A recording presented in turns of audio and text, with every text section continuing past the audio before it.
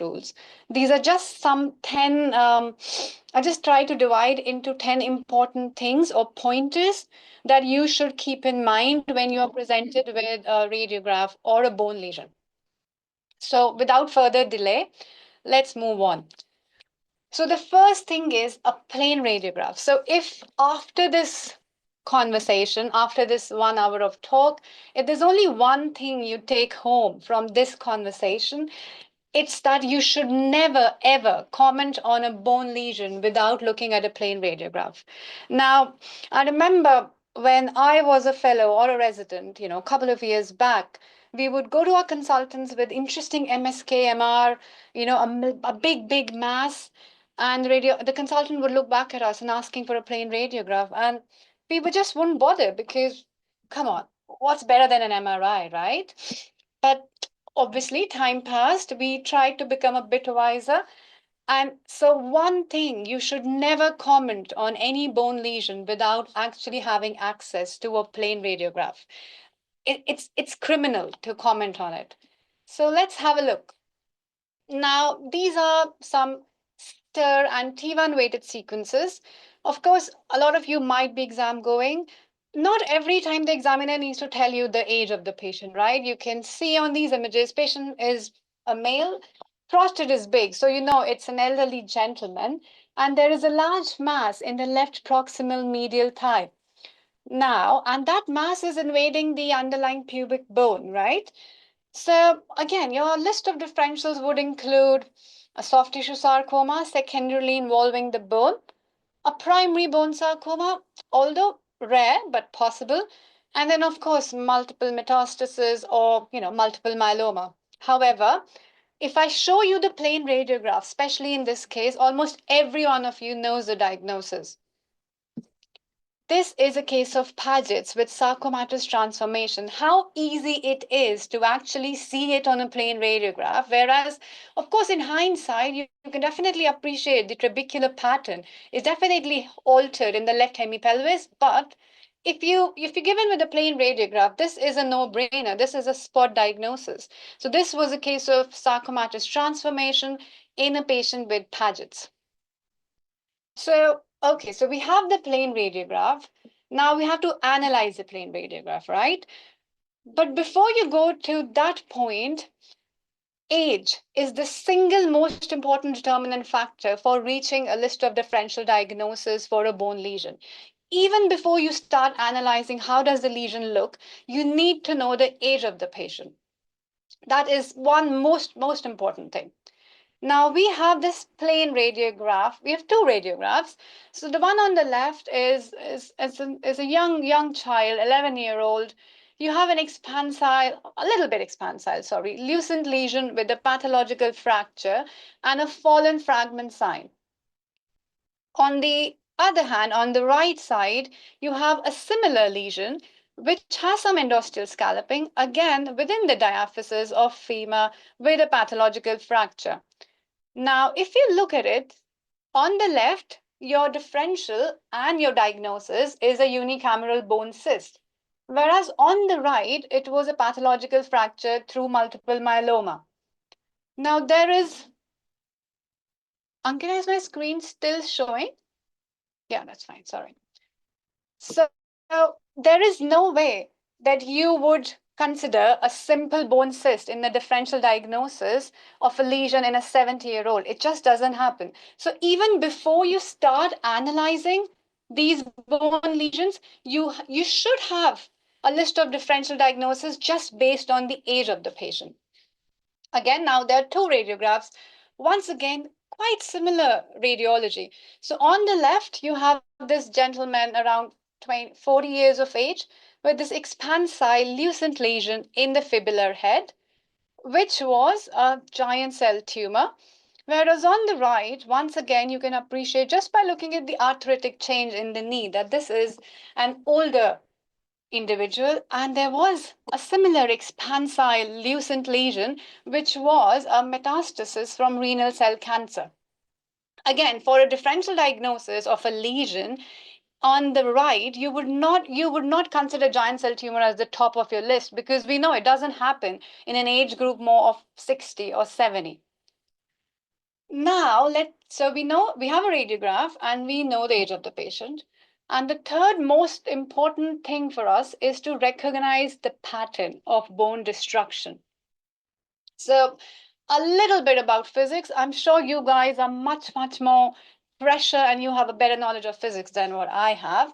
But plain radiographs, they do not have the spatial and temporal resolution that MR and CT they have. So what do you see? It's an interplay between just five densities on a plain radiograph. So you have air, you have fat, you have soft tissue or fluid, mineral or calcium, and metal. So the image is actually composed, it's an interplay between these five densities based on the different densities and the interfaces between them. So, what do you see on a plain radiograph in a patient with a bone lesion? Do you actually see the bone lesion? On the left, you have a radiograph, and you are seeing it's a typical case of a well defined cartilaginous tumor, likely an enchondroma in the distal femur. And what you are seeing is the mineralization within the tumor. You're not actually seeing the cartilage lobules that aren't mineralized. You are literally just seeing the added density, which is the matrix or the mineralized bit of the tumor. Normally, what you see is a situation like that on the right, where there is this permeative pattern of bone destruction in the distal femur. You have this interrupted periosteal reaction, a cortical breach, and the extraosseous soft tissue mass. So, on a plain radiograph, you see either the tumor, if and only if the matrix is mineralized. Normally, you see what the tumor is doing to the parent bone. What is the rapidity of destruction of the parent bone and how the parent or the host bone is responding? That is generally seen in kind of, with the specific patterns of periosteal reaction. So you don't see a bone tumor unless at least 30 to 50% of the trabecular bone is destroyed, because you actually are not seeing the tumor, you're seeing the destruction of the trabecular bone. So when you analyze a radiograph, what do you call it? Do you call it benign or malignant? Do you call it pattern of bone destruction? Again, benign or malignant is not a radiological diagnosis. Of course, I can say that this lesion looks malignant, but I am not a pathologist. Let them do their job, right? Uh, you don't know how much what's the nucleus like, what mitotic figures there are. So you can't comment on that. What you can comment on is, does it look malignant? Does it look aggressive or non-aggressive? So it is, of course, common sense, right? Most malignant lesions, these are nasty lesions, and of course they're sinister. They would appear aggressive on a plain radiograph, and most benign lesions would be non-aggressive. That's common sense, but that's not rule of the land. This is not always the case. So on the right, we have again an immature skeleton, a 6-year-old kid who presented with this ill-defined bone destruction. You can see it's not geographic. It's not really well defined. If I tell you, you cannot with a pencil tell me the normal from the abnormal bone. So the pattern of destruction, it is a bit permeative. And we have this multilamellated periosteal reaction. It's involving the diaphysis. So the differentials would include, yes, Ewing sarcoma, a round blue cell tumor. It can be infection, or it can be eosinophilic granuloma. And in that case, this was eosinophilic granuloma. And as you can appreciate, there's a radiograph after 8 months when you can see the lesion is consolidated, the periosteal reaction is all now, it's all dense and completely solid. On the other hand, again, an elderly person with a bone lesion in these subtrochanteric location doesn't look overtly aggressive. The pattern of bone destruction isn't really bad, doesn't look nasty, but this was a biopsy proven multiple myeloma. So always be careful about the terminology that you use. Now, this slide is something that you all are familiar with. This is something you all know. What classifies as an aggressive lesion is when your pathological process is so aggressive, so fast. It's just destroying the bone. So you don't have a well-defined margin between your normal and an abnormal bone. Now we talk about the zone of transition. So when your pathological process, which can be infection, which can be anything underlying inflammatory or a tumor or infiltration, when that process is so rapid and fast that there is no time for the host bone to contain your pathological process. So you cannot, you cannot draw the margins between the normal and abnormal bone. So that means the zone of transition is wide. Now, interestingly, periosteal reaction. Now, always keep in mind, periosteal reaction is pathological. I'm not saying it's malignant, but it's pathological. It doesn't happen one day on a Sunday, your bone suddenly decides, oh, hang on, I need a new periosteum. It doesn't happen like that. Your body does not lay new bone just like that. Obviously there has to be an inciting factor, some trigger. Now that can be a marathon you ran on a Saturday, so you have stress. That can be infection, an actual trauma resulting in fracture, inflammation, in anything infiltrating your bone marrow or a bone tumor. But whenever you see periosteal reaction, you have to investigate it further because it just doesn't happen on its own. And of course, you can see cortical destruction and soft tissue involvement when the lesions are aggressive. Now this is a typical textbook case. There is an ill-defined sclerotic lesion, distal femur, a multilamellated periosteal reaction, which is interrupted, having a Codman's triangle, some amount of perpendicular, some osteoid formation, and an extraosseous component. Now this is osteosarcoma, right? The top of the differential list, you have osteosarcoma. Now, mostly you don't really have your bone tumors haven't really read our books, right? They don't always present with all these five findings. You have to look for subtle findings. Now, another patient, now this is just to, now just for 1 second, look at the periosteal reaction in this case. It's really very solid. It's like a block. It's unilamellated, very solid, versus what you see here. A really aggressive periosteal reaction. So, looking at this periosteal reaction, this is something slow growing. This is not a really, really aggressive pathology. Of course, there's a pathology, but it doesn't look aggressive. And on the frontal projection, a just tiny lucent lesion there. Of course, if I give you the history in this case, everybody knows the diagnosis. Patient had night pains, relieved by salicylates, and on CT, you can see the nidus. So um, obviously, we'll discuss it later, but CT is really, really good, and it's even better than MRI in patients of osteoid osteoma. Now, again, this is what I was trying to tell you about previously. So there's this lucent lesion in the distal femoral metaphysis. Now, interestingly, there's no pathological fracture, but posteriorly there is periosteal reaction. So your periosteum is responding. Also, it does look quite well defined, definitely caudally, but on the frontal projection, especially the cranial margin, it isn't really sharply defined. This actually was misdiagnosed as aneurysmal bone cyst, whereas indeed it was on biopsy, it turned out to be an osteosarcoma. So again, you don't see a large extraosseous mass, you're not seeing a Codman's triangle, you're not seeing osteoid, but you see that this pathological process is active. It is causing periosteal reaction. It doesn't have a very narrow zone of transition in the cranial aspect. So always investigate further. Do not be afraid of doing biopsies. When you're in doubt, just put a needle and just prove, either you'll be right or you'll be wrong. There's only two options, very binary. Now, even if you are an MSK radiologist or you're not, but I'm sure we all report a lot of knee x-rays and hip x-rays. They are the boring bits of your reporting piles. 99% is just going to be osteoarthritis, right? But 1% you will find something or you'll miss something very important, like in this case. So this lady, really nice lady, presented in December to the GP with excruciating knee pain.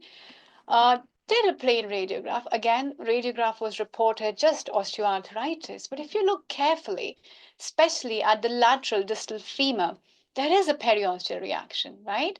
And on the lateral aspect, so the cortex is fine, fine, fine, smooth, and just about here, there is irregularity and some added soft tissue here in the suprapatellar space. Now, again, this was reported just as osteoarthritis. Patient went, came back after 4 months with excruciatingly painful knee and swollen leg. Of course, now you see the trabecular pattern is definitely altered. There is ill-defined sclerosis with a very wide zone of transition in the distal femur.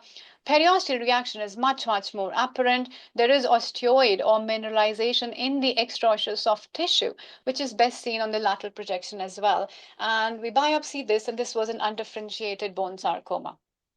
So always be very, very careful, especially when at the end of the day, when you're just reporting a plain radiograph, especially knees, mostly it would be osteoarthritis, but every once in a while you might actually find something that can be life-saving.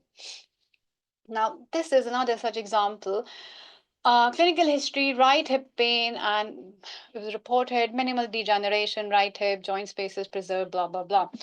Cardinal rule of radiographs when first year when we are taught plain radiographs, always look at the corners, right? That corner is fine, but look what's happening here in the bottom left corner. Where's the medial cortex of femur?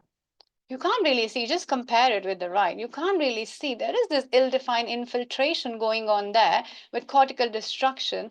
And this indeed was a large expansile deposit from renal cell cancer. Patient was in pain because of the deposit, not because of arthritis. Mostly, again, you can reach a list of differential diagnoses by localizing the tumor to epiphysis, metaphysis, or diaphysis. Most of the tumors are localized to the metaphysis because your metaphyseal region is the region of highest cell turnover. Of course, wherever there is more turnover, there is a high likelihood of genetic mutations. Hence, more lesions are noted here. Also, one point to note, which we discussed previously, there are only 5 densities. So what happens is you only see a tumor when 30 to 50% of trabecular bone is destroyed. Your trabecular density is highest at the epiphysis and the metaphysis. So a lesion in these area, in these two locations, is better seen and seen earlier as compared to diaphysis, because in the diaphysis your trabeculae are sparse. So you need to have more destruction in order for the contrast or in order for the differential density. So lesions in diaphysis are diagnosed later just because you just can't see the contrast between the destroyed trabeculae and the normal surrounding trabeculae. So we have a plain radiograph, we know the age, 12-year-old boy, and we have an epiphyseal lesion. Now, the list of differentials for a lesion in the epiphysis are really rare, right? It can be chondroblastoma, infection, Brody's, and this, in fact, was a case of infection. You have the penumbra sign and exuberance surrounding bone marrow edema. So just even if you do not look on the plain radiograph and you know that it's a 12-year-old boy with an epiphyseal lesion, if you do not even characterize the or try to look at the pattern, you know the differentials are going to be one of 3 or 4. So another lesion, 40-year-old female, there is an expansile eccentric lesion with the pathological fracture reaching right up to the subarticular location with the large hematosis. This, the top of your list of differential diagnosis would be a giant cell tumor, right? Because that just fits with the radiology, age group, and the appearance.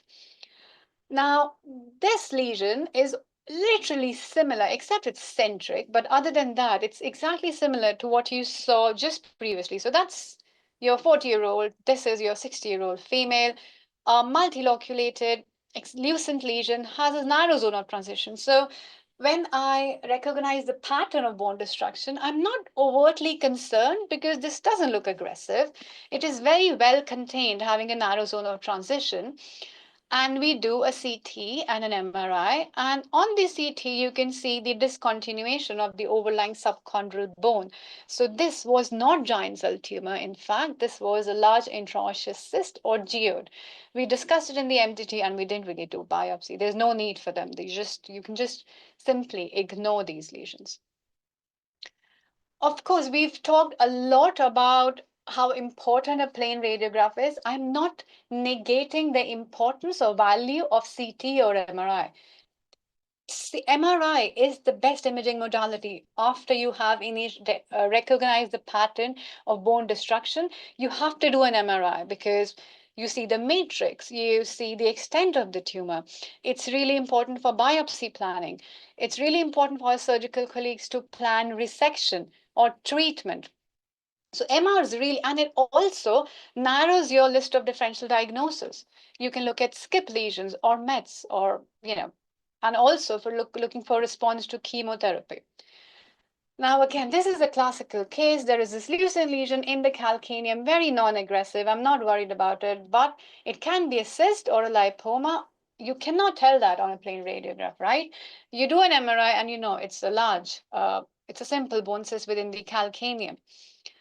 Exact similar radiology, again, a non-aggressive lesion, leucine lesion in the calcaneum could be lipoma or cyst. Of course, the only thing that can give an answer for this is either an MR or a CT. And on MR, you can actually see that this has fat signal. So this is an intraosseous lipoma. Now, we have our surgeons really, they're experts in doing revision, rehips and knees. So we see a lot of this. Patient had a hip replacement, complex left hip replacement, presented with pain and swelling. And on the plain radiograph, you can appreciate this really large, expansile, multiloculated, multiseptated lesion. Cortical breach, definitely on the lateral aspect. There is no cortex laterally, and also some acetabular loosening. Now, again, you recognize the pattern, you recognize the bone lesion. It can be a lot of things, right? Uh, and once you do an MRI, you know this is not a malignant process. This is not a metastasis. This is not a primary bone sarcoma. And you know it how? Because you look at the signal on the MRI. So you have T1, you have your STIR and your PD sequence. You can appreciate that this lesion kind of has a very thick, well-defined low signal fibrocapsule, and the signal intensity on the fluid sensitive sequence is really dirty, it's really low. So this is actually a pseudo tumor. This is a wear and tear response or to the metallic debris or a lot of, the implant basically. This was a granulomatous response to the underlying implant. This wasn't a tumoral process. Now, if you see a newborn lesion in an adult more than 40, you should consider it malignant unless you prove it otherwise. I'm not saying they are malignant. And of course, it's difficult because we do not have historic imaging, but you should always have an open mind because a simple bone cyst is not going to form in an adult. You're not going to suddenly get a fibrous cortical defect in an adult, right? If you have historic imaging, of course, well and good, you can compare this lesion was present for a long time. But if you don't have historic imaging and this is the first time your patient presents to you with a bone lesion, do a proper workup. Do not just assume that to be benign. And always include metastasis and multiple myeloma in the differential diagnosis of a bone lesion in an adult. And do ask for a chest radiograph. Trust me, it will save you sometimes the embarrassment in front of your pathology colleagues. Um, Now, this was such a case that came to us actually. So their patient had pain. We did a radiograph, and on the radiograph, as you can appreciate, there is a lesion in the left greater trochanter, which has a wide zone of transition and looks aggressive with loss of cortex on the lateral aspect. Did an MRI, and on the MRI, this looks like a large deposit. The only confounding factor in this case was we were told that the bloods are a little bit normal. There were some abnormal light chains on the myeloma screen, not definitive, but some light chains were seen. So in our mind, of course, we had a bias that this can be plasmacytoma. Patient had a bone scan, and on the bone scan, this was cold again, which was like, oh, it does go with plasmacytoma or multiple myeloma. There was no uptake on the bone scan. And we proceeded with a CT guided biopsy of this lesion. And with all our biopsies we discuss in our multidisciplinary meeting, that's on a Thursday. And when this was being discussed, our pathologist asked for a chest radiograph. And I have to be honest, we didn't really have one. And we did a CT after that. This was a case of bronchogenic carcinoma with metastasis to the left greater trochanter. Now, your metastasis can be solitary. Obviously, generally you see multiple deposits, but you can get solitary mets from bronchogenic cancer. Kidney is really notorious. Around 7% of renal cell cancer metastasis would be solitary. So be very careful and always obtain a radiograph.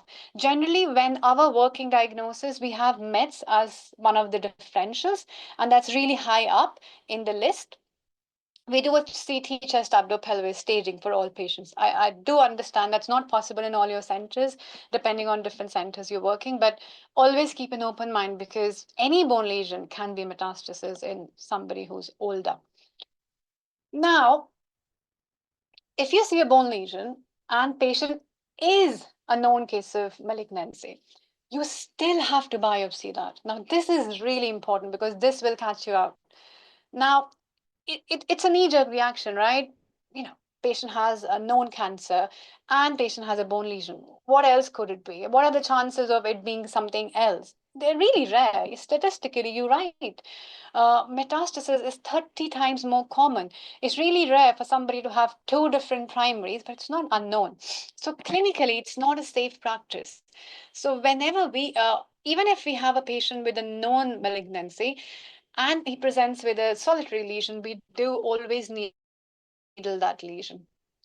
Sometimes we even needle multiple mets because there have been cases where patient had multiple myeloma and breast cancer. So you need to know the bone lesions are metastatic breast or are there multiple myelomatous deposits. Now, this was a case of esophageal cancer, had PET CT as a part of staging. And of course, you can see this uptake in the distal esophagus, and there was uptake in the right acetabulum as well. So we did an MRI, and on the MRI scan, there is a deposit in the right acetabular roof. So you can definitely see there is a definite deposit. We did a CT biopsy. Our working diagnosis definitely was an esophageal cancer with a bone metastasis. However, biopsy, this turned out to be a low-grade chondrosarcoma. So see, in this case, your biopsy really changed the management. So whenever you're in doubt, or you think that your radiological opinion can literally change the entire management, can change the prognosis of a patient, just go ahead and put a needle in. You will not regret biopsying a bone lesion, but trust me, you will regret not putting in a needle. Now, there was another case. This patient was a case of prostate cancer, had a bone scan as a part of staging. And on that bone scan, you can appreciate that there was this increased uptake in the proximal tibia on the left. So, of course, we evaluated it further, had a plain radiograph. And on the plain radiograph, there is this well-defined sclerotic, faintly sclerotic lesion in the tibial diaphysis. Further did cross-sectional imaging. Again, it does have a ground glass matrix. It does not look concerning. Even on the plain radiograph, the pattern wasn't aggressive. It looks like a quiet quiescent lesion. And on MR, the surrounding bone marrow is completely unremarkable as well. So we were not concerned. If this patient did not have history of cancer, we would probably follow this case rather than putting in a needle.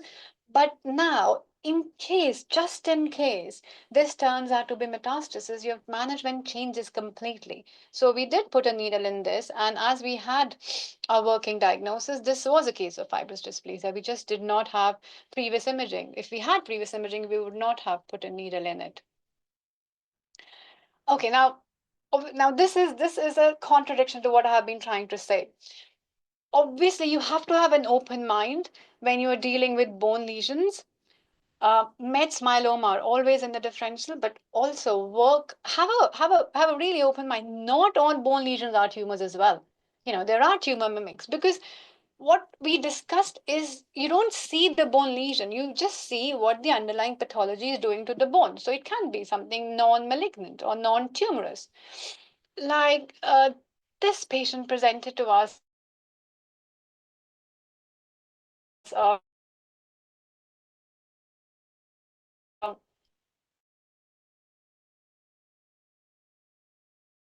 So there is this new bone formation, right? There is a periosteal reaction, which doesn't look worrying,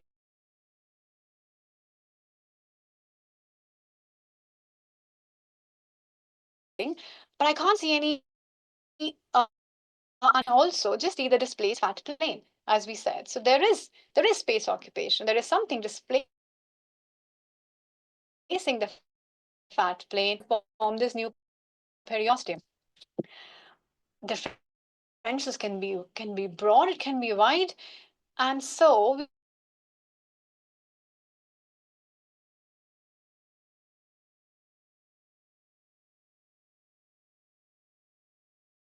we don't really need to put a needle in such a case. You have the distal bisectoral lesion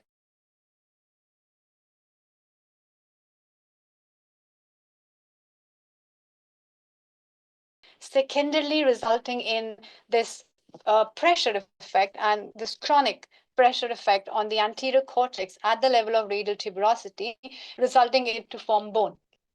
So not all bone lesions, not all periosteal reactions are due to a primary bone pathology. It can be a pressure effect from the outside.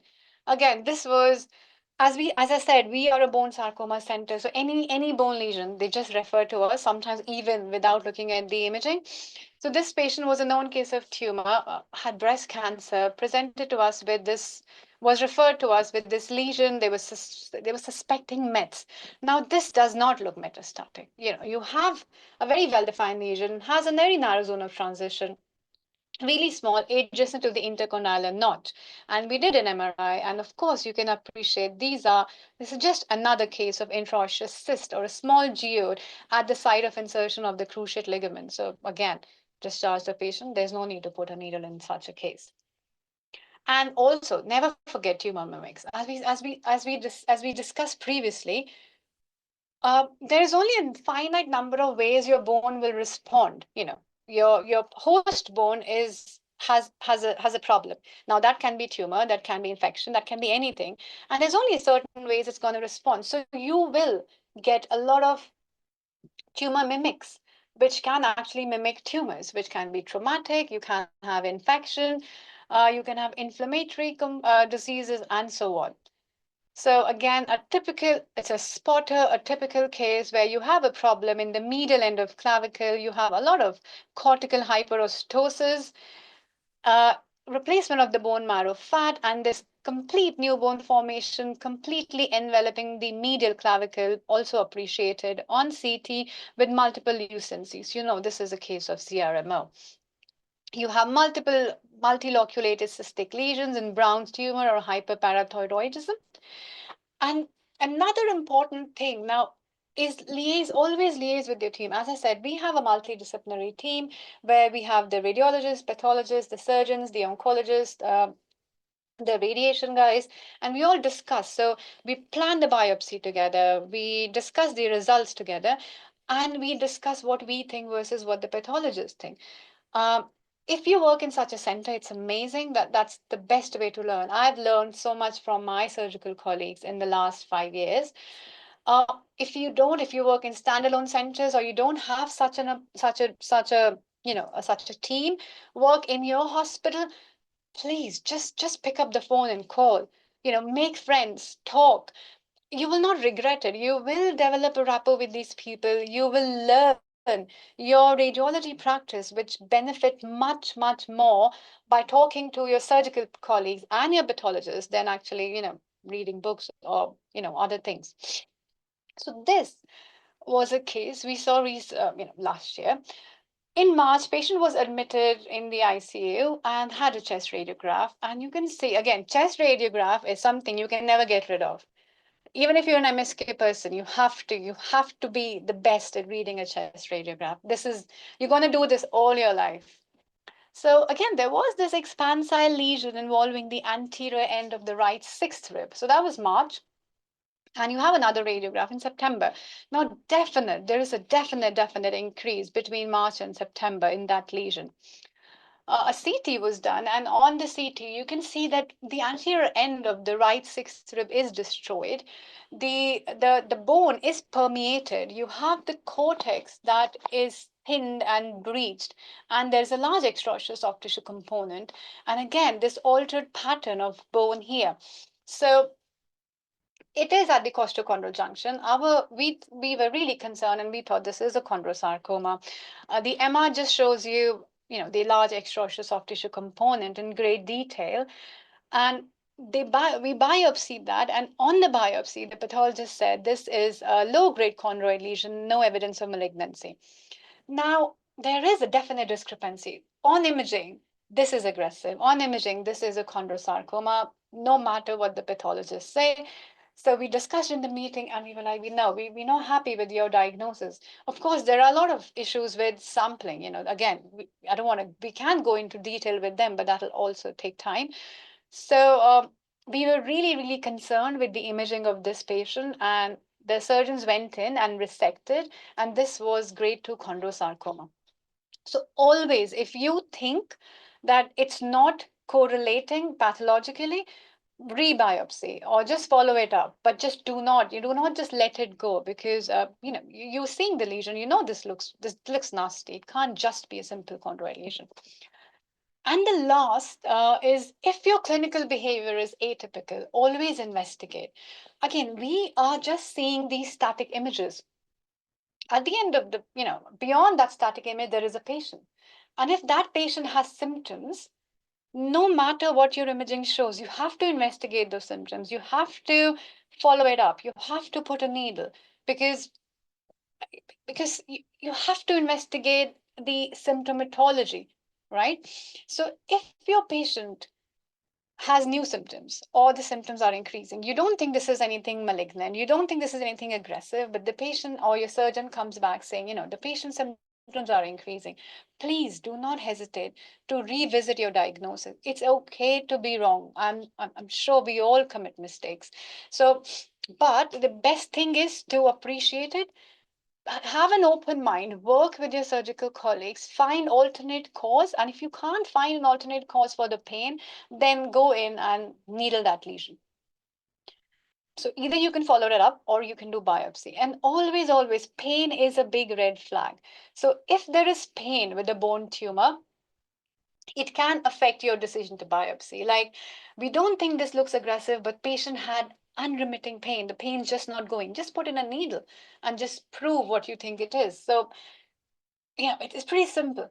The concept of no touch lesion, we don't really follow that. So even if we have a patient who has a simple bone cyst, Bangalore, simple bone cyst, fallen fragment sign, there's no other differential, we still follow these patients up. So we are in contact with the patient. We follow them up a yearly, or probably after 2 years, just a radiograph to see if they are healing well. It's consolidating. But so the no touch is probably wait and see. See how the lesion or the patient is performing before you just kind of discharge the patient from your care. So this was a case of 39-year-old female. There was a lesion in the greater trochanter. Now, this is a very well-defined lesion. There are no concerning radiological features, geographic margin, well-defined. I'm not concerned, and has a matrix as well. We were following this lesion up from 2017 as a chondroid lesion. However, patient kept having pain. And on the MR, again, it was completely unremarkable. There was no trochanteric bursitis. The hip joint was unremarkable. So there was no alternate cause that we could find what could be causing the pain. And generally, we do not biopsy them unless they look worrying. This wasn't looking worrying. This was stable. But the only thing that prompted us to put a needle in this case was pain, and we biopsied this, and this was another case of grade 2 chondrosarcoma. So always go by the patient's symptoms. Now, there are just a few interesting cases of something that we see, and something that I thought it's interesting to share with you. So I have 3 cases, and probably that's the end of this talk. So this was an 85-year-old woman who presented to us with unremitting back pain for 2 months. She had constitutional symptoms of loss of appetite and weight loss. CRP was a bit elevated. CEA was 7.4, a bit high. We did a whole spine and a pelvis MR. So on the whole spine, especially on the stir sequences, you can see that there are multiple lesions which are diffusely distributed in the spine. There are some lesions in the posterior elements as well. We have a pathological collapse here. And on CT, all these lesions, you can see about this faint sclerosis within the sternum. Uh, these lesions within the pelvis are also vaguely sclerotic. Similarly, faint sclerosis was also appreciated in the lesions within the spine.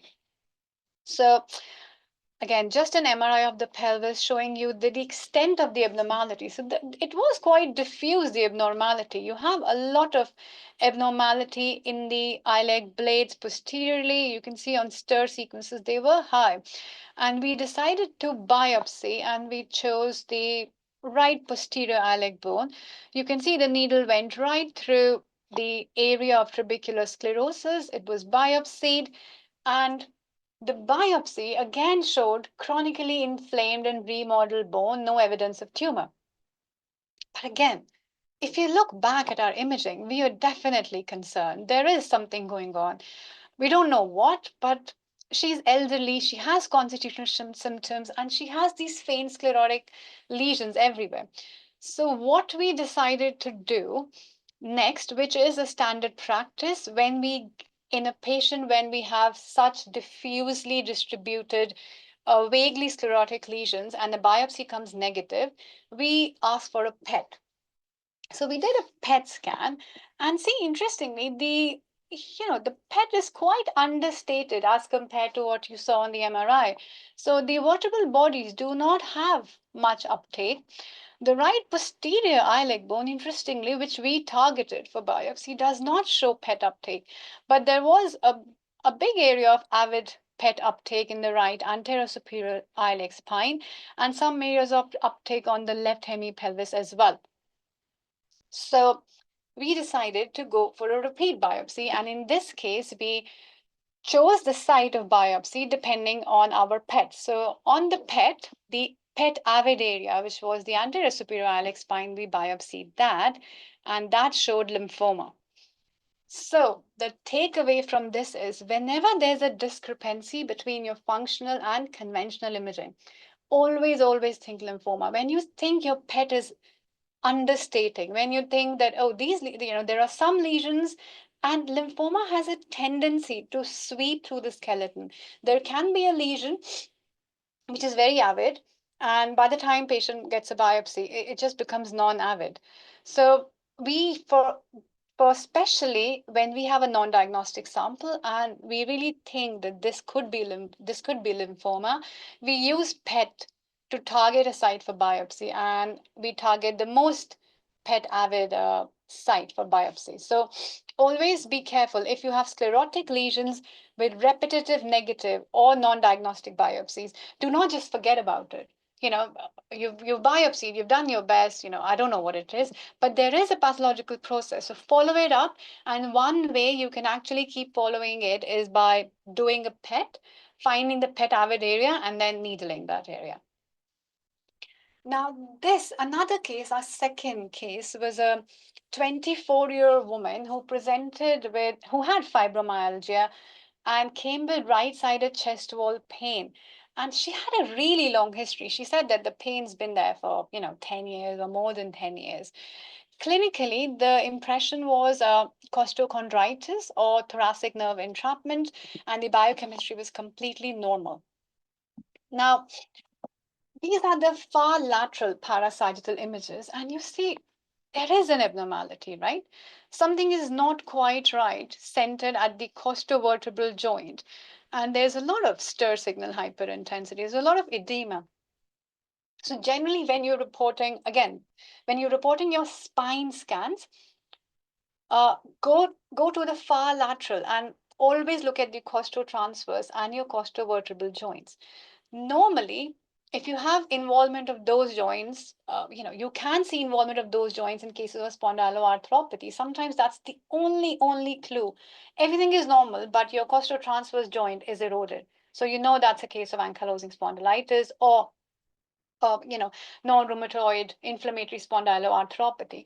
So in this case, if you look at the further magnified images. So you have the T1 and T2. So just look at the cortex of this bone. That's not quite right. There aren't erosions, but the cortex is it's really thickened. And once again, there is hyperintensity on the T2 weighted sequences, and this ovoid focus of low signal. Again, just showing on the axial images the abnormality.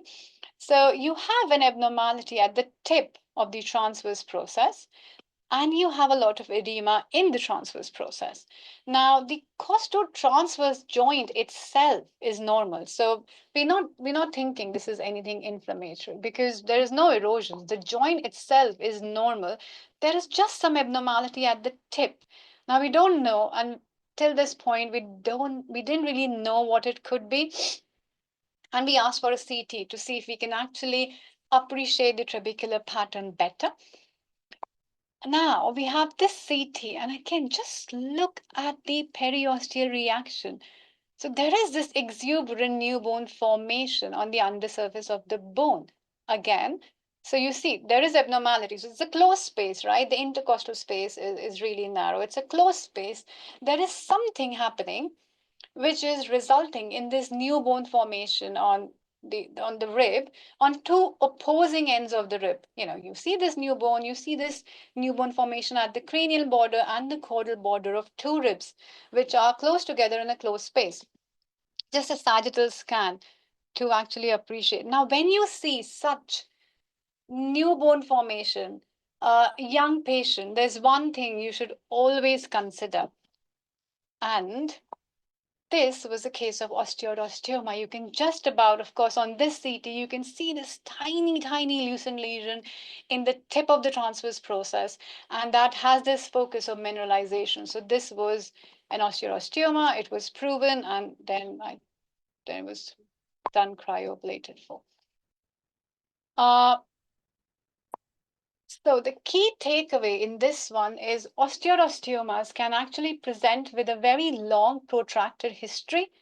Your imaging is mostly responsive. What you see, so that's why for osteoid osteomas, your CT is really better than MRI because you have so much of response, you have so much of prostaglandin production, you have so much of inflammation there that on the MR, that bone marrow edema will actually mask that nidus, which is best seen on CT, and always have a multimodality approach.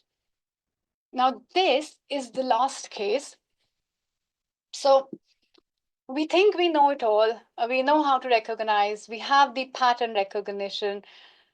But every once in a while, you will be taken by surprise. So this was such a case that presented to our hospital. So this was 2014. This patient was 14-year-old, presented with this lesion and had a pathological fracture. Again, multiloculate, a lucent lesion has a narrow zone of transition, a typical fallen fragment sign. So my top differential is a simple bone cyst. That was the working diagnosis. However, patient kept having pain. Pain settled, but she had a history of paresthesia and she presented again. So this was December 2015. So in December 2015, when, as we said, we do not discharge these patients if they have pain or symptoms that are recurrent or symptoms that are not responding, we call them back. So she presented again in December 2015. And as you can see now, that lesion looks healed. There is consolidation of the lesion. Again, there was no cortical breach, there was no periosteal reaction. And once again, it looked quite quiescent. It looked like a lesion that's just sitting there. So that was December 2015. And we did an MRI as well at this point, which once again shows this sharply demarcated and marginated lesion, space occupying lesion, T1 hypointense. Again, the surrounding marrow was completely unremarkable. There was some expansion, but the periosteum was completely normal. No periosteal edema, no periosteal reaction. So in December 2015, this was her MRI. And this is what happens in March 2016. So the tumor is gone, it's gone crazy. There is no, you don't have to tell me what this is. This is completely, the tumor gone berserk. This is a very aggressive, destructive process, which has completely eaten up the proximal humerus involving the humeral head, neck, and the proximal diaphysis with this permeative pattern of bone destruction. On the MR, again, you can appreciate the large extraosseous component, multi-compartment, multi-septated, and you have these multiple fluid levels. So you know that the working differential diagnosis for this case was a telangiectatic osteosarcoma. It was proved to be a telangiectatic osteosarcoma, and they did an endoprosthetic replacement. So patient was operated upon, and again, this tumor was absolutely nasty. It came back with a vengeance. Now, this is post-operative imaging. You can see massive, massive recurrence, even extending along the subclavian vessels up to the base of neck, root of neck, and patient expired a couple of months after. So again, you think you know it all, you try to follow a pattern, but every now and then we still don't know. We have looked at this case multiple times where we could have intervened first because it just happened in such quick progression. So take home point, that was the last slide. Take home points is, if anything, you just need to remember these four things. If you forget everything else I showed, your radiograph is the most valuable for evaluation of a bone tumor or assessment of a bone tumor. Your age is the single most important determinant factor to reach a list of differential diagnosis. It's not your job to actually give the diagnosis, right? That's the job of the pathologist. Your job is to actually come up with sensible a short list of sensible differential diagnoses. And always be careful about the patient's symptoms. Do not discharge away these patients. If they're complaining of pain, call them back, do a repeat imaging, put a needle in, confirm the diagnosis. Yeah. And presence of pain should always be investigated. That's it. We're done. Thank you so much, Simran, for such an amazing talk and actually covering up what is really important, which we should focus on. Can you just have a look at the Q&A section once? It has Where quite a lot of case-based QA. So if we can go through few of them at least. sorry, Ankita, I thought I overran, so I didn't bring extra cases. No, not extra cases. So the Okay. cases which you have shown, just open the Q&A section once. Wait, do I get that? You are able to? I can't find. I can find the chat. So you will see a box at the top of your screen, which would Yeah. be Q&A, a white box. Let me stop share. Oh, sorry. If you stop your share, then you'll see at the bottom of the screen. Maybe I'll stop sharing. Sorry, I don't really do Zoom much. So I'm. Wait. More. Yeah, I got the Q&A. Got it. Okay.